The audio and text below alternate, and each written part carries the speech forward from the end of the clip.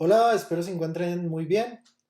Hoy vamos a estudiar otra clase de obligaciones pluralmente subjetivas llamadas las obligaciones conjuntas o dividuas. ¿De dónde surge esta clasificación?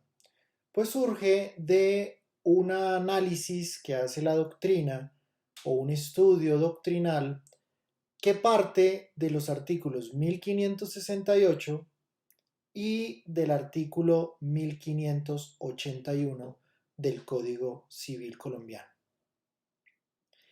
¿Cuáles son o cómo podemos definir las obligaciones conjuntas o dividuas? Pues son aquellas que, al igual que las obligaciones solidarias, pues existen o pueden existir varios deudores o varios acreedores. Pero en este tipo de obligación llamada conjunto dividua, la relación o las relaciones jurídicas que sostienen cada uno de los deudores con el acreedor o cada uno de los acreedores con el deudor, según sea el caso, son autónomas e independientes y juntas conforman una sola obligación que recibe el nombre de conjunta o dividua. ¿Qué significa esto? Que si hay dos deudores y un solo acreedor, cada relación que sostenga ese deudor con el acreedor no afectará la relación jurídica del otro y por lo tanto la unión de estas dos conformarán, vuelvo y repito, la obligación conjunta o dividua. Es decir, que las varias relaciones jurídicas autónomas e independientes que existen en la obligación conjunta dividua se complementan en una única obligación. ¿Ok?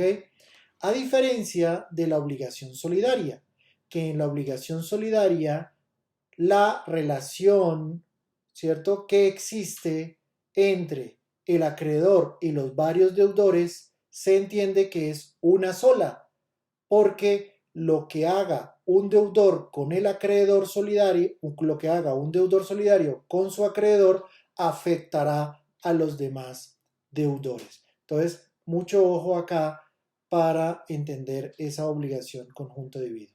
Ahora, ¿debido a qué o por qué causas puede subsistir una obligación conjunta dividua en varias relaciones jurídicas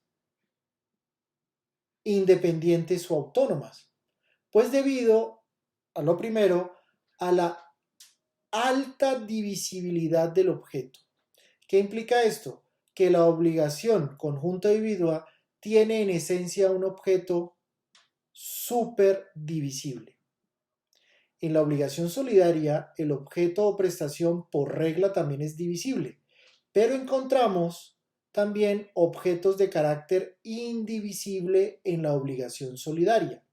De allí que tengamos que referirnos al artículo 1582 del Código Civil, que nos dice que el hecho de que una obligación sea solidaria no le da necesariamente el carácter de indivisible. ¿Okay? Entonces, me explico. Una obligación solidaria puede ser divisible o indivisible, pero una obligación cuyo objeto sea indivisible tenderá o será solidaria. En este caso, en la obligación conjunta individua, el objeto no puede ser indivisible, tiene que ser enteramente divisible. Y de ahí que subsista o se presente o se genere la obligación conjunta o dividua. Segundo, porque la ley así lo determina, así lo establece, o por la naturaleza del negocio jurídico en donde exige que cada una de esas relaciones jurídicas sean autónomas o independientes. Y tercero, por acuerdo de voluntades. Si las partes deciden, ¿cierto?, que la obligación es conjunta dividua y por lo tanto el objeto es divisible, pues se configurará una obligación conjunta o dividua. Ahora, una obligación conjunta o dividua se puede alterar para convertirse en solidaria. Pues sí. ¿Cuándo ocurre eso? Cuando una obligación conjunta dividua o cualquier obligación, digámoslo de esta manera, se puede convertir en solidaria. Lo primero, teniendo en cuenta el artículo 1568, si la ley impide la divisibilidad del objeto, pues inevitablemente esa obligación se convertirá en solidaria. Segundo, por la naturaleza indivisible del objeto. Si un objeto por naturaleza es indivisible, pues la obligación será solidaria. De acuerdo esto al artículo 1584 del Código Civil. Y tercero, lo encontramos nuevamente por acuerdo entre las partes. Si las partes deciden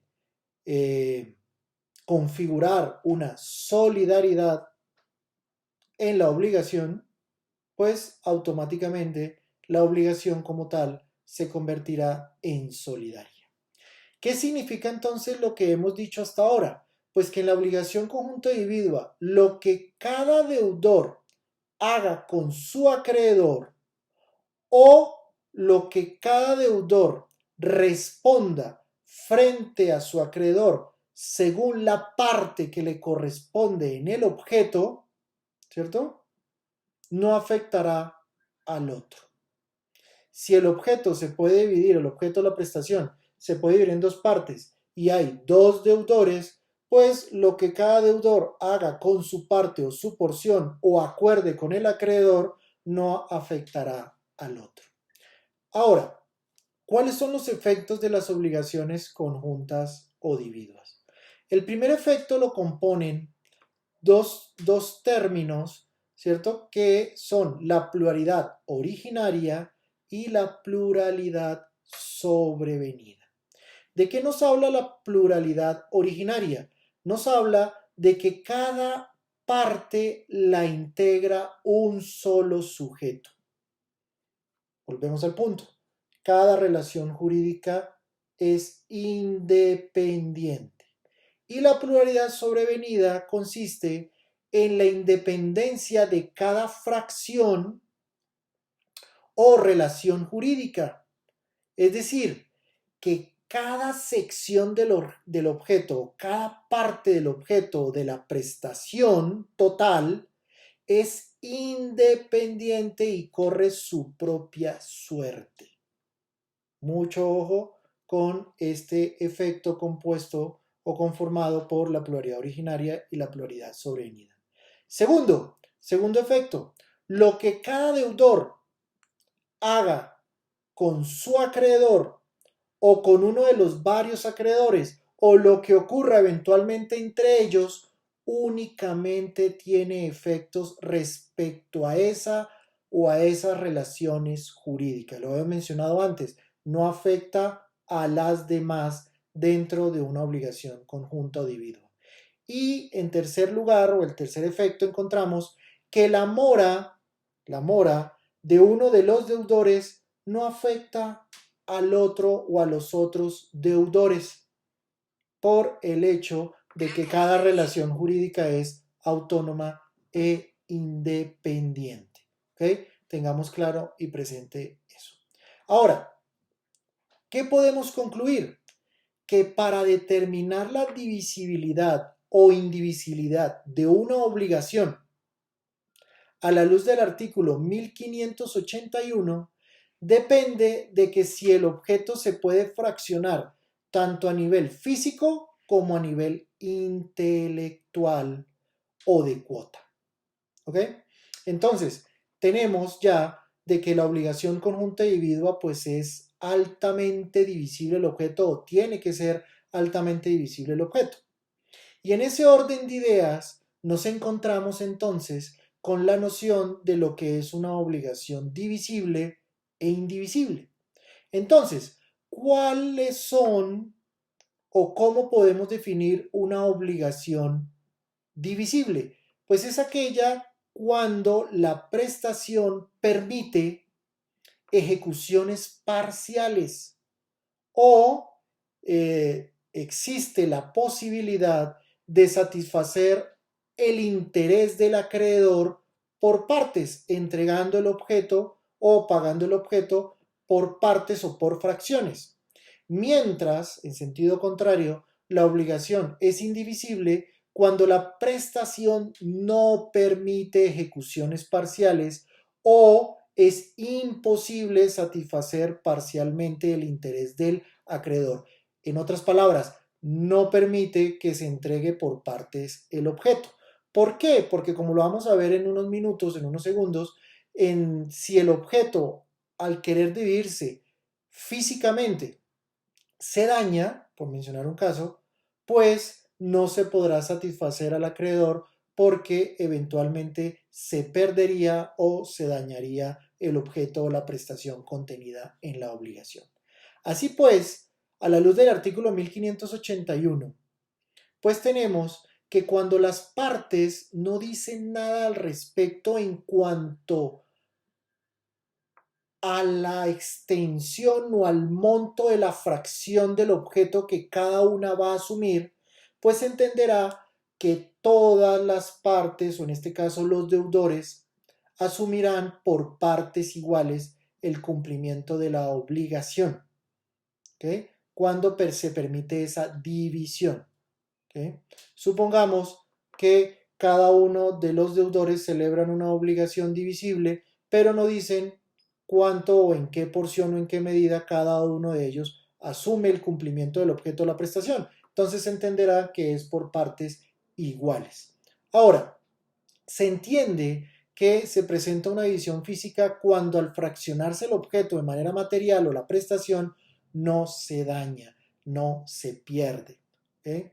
Y tenemos la división intelectual, que se entiende que es por cuota parte o fracción. En ese sentido, pues tenemos que hoy en día, a la luz de la frase que habría mencionado en su momento Potier, decimos que la mayoría de las obligaciones son susceptibles de división. ¿Por qué? Porque si yo no puedo dividir físicamente la obligación, pues optaré por dividirla de manera intelectual, a través de una cuota, de una parte, de una fracción, de una acción. ¿Ok? Y en ese sentido, pues tenemos también que si bien existe la regla, también existe la excepción.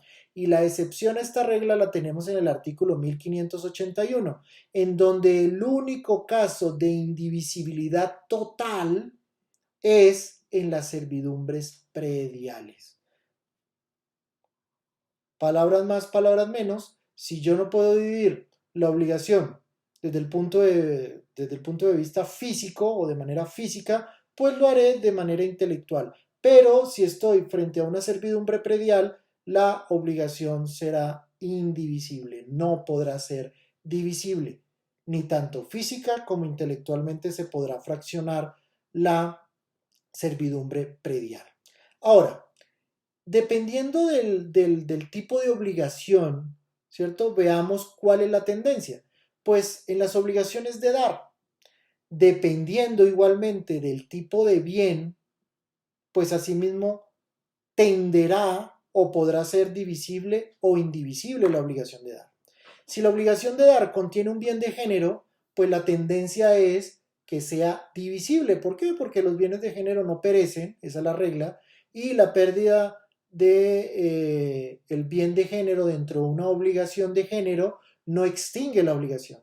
Entonces digamos que la mayoría de los bienes de género tienden a ser susceptibles de división física y pues más aún de división intelectual.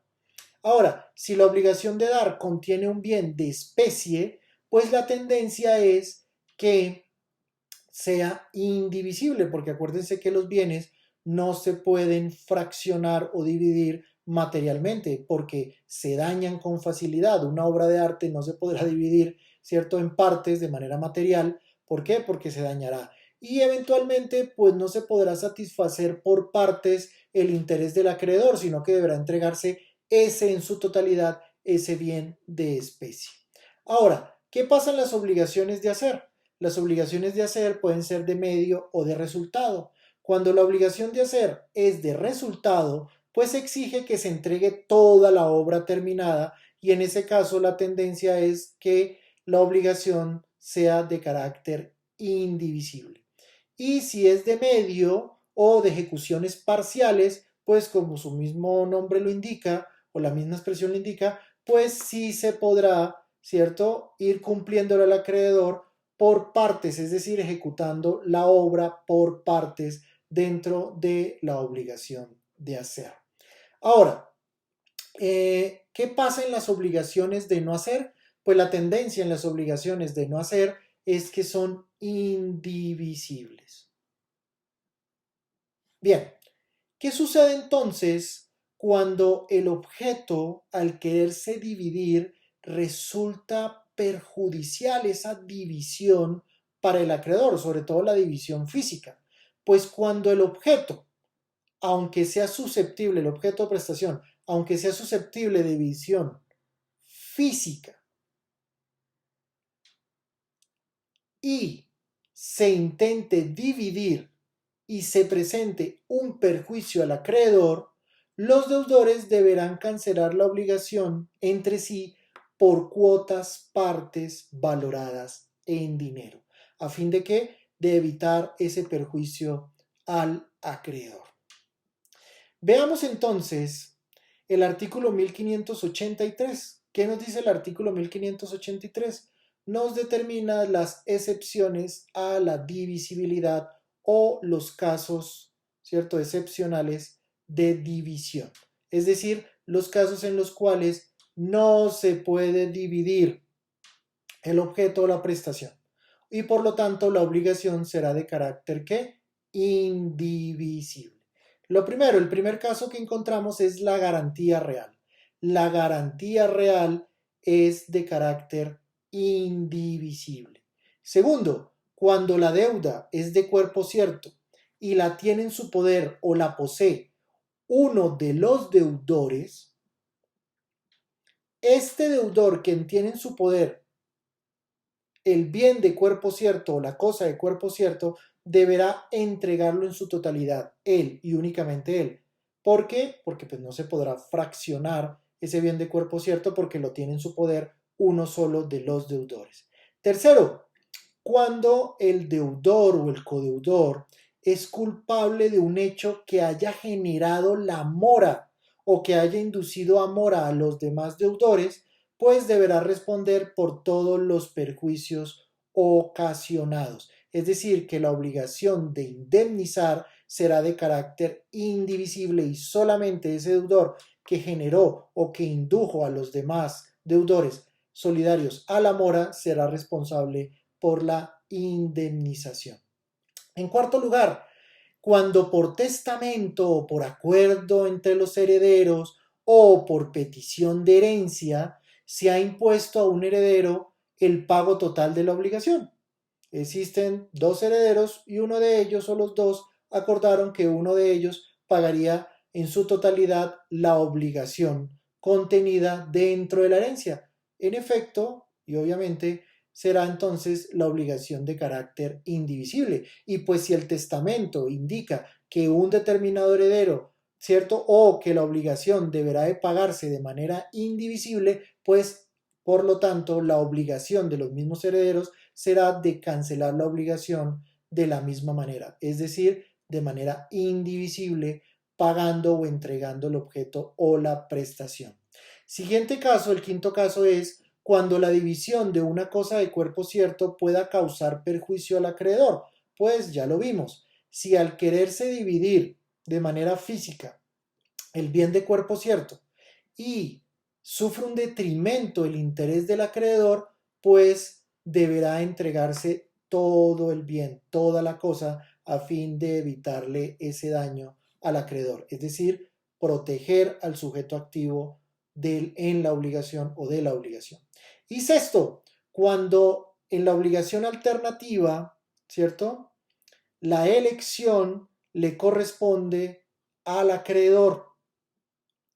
Acuérdense que lo vimos.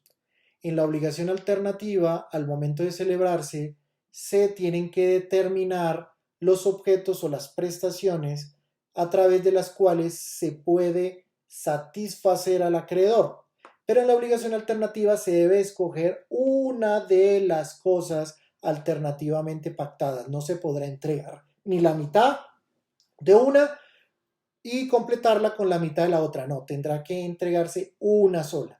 Y por lo tanto, el acreedor tiene el derecho de escoger, en caso de que la obligación entre en mora, una de las cosas alternativamente pactadas y tiene ese derecho de satisfacerse con una sola de manera indivisible. Y lo mismo el deudor. El deudor deberá entregar una de las cosas alternativamente pactadas. He ahí entonces los casos de las excepciones a la divisibilidad que nos trae el artículo 1583 del Código Civil. Ahora, ¿cuáles son los efectos de la indivisibilidad? Tenemos frente a las partes y frente a terceros. Pues frente a las partes tenemos que los deudores en una obligación indivisible son solidarios y por lo tanto deben satisfacer el pago de manera total. O sea, todos de manera solidaria son responsables por el pago o el cumplimiento total de la obligación, aunque no se exprese la solidaridad. ¿Qué nos lleva a esto? De que toda obligación indivisible tiende a ser solidaria.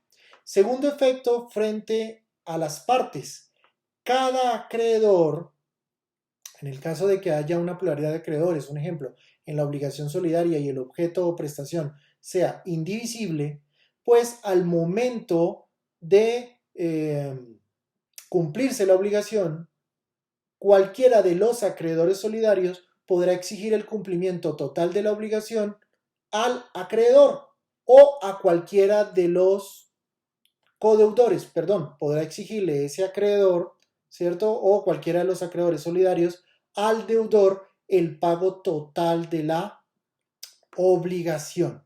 Si existen también varios deudores, pues cualquiera de los acreedores solidarios podrá exigirle a cualquiera de los deudores el pago total de la obligación. Entonces, muy importante estos dos efectos frente a las partes.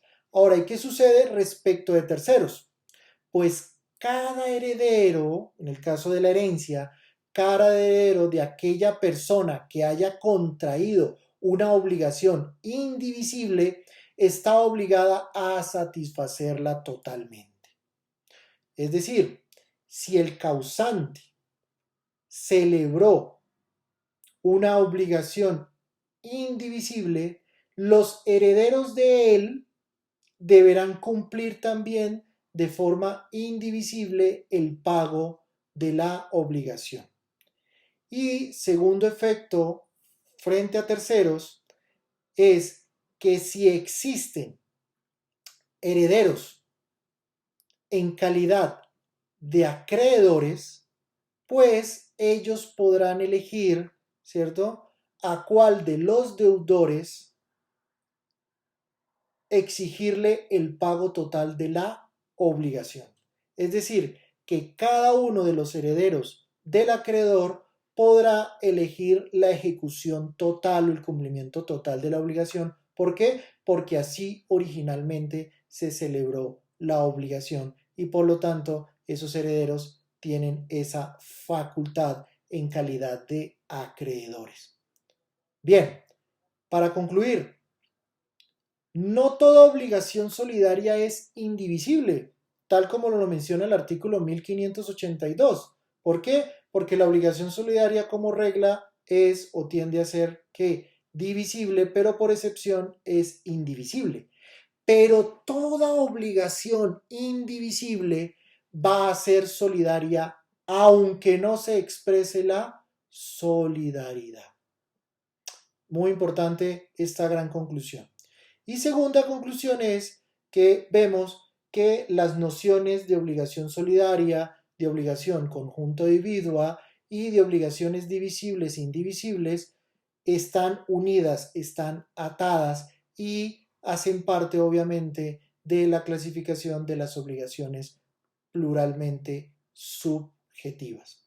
Con esto terminamos la sesión de hoy.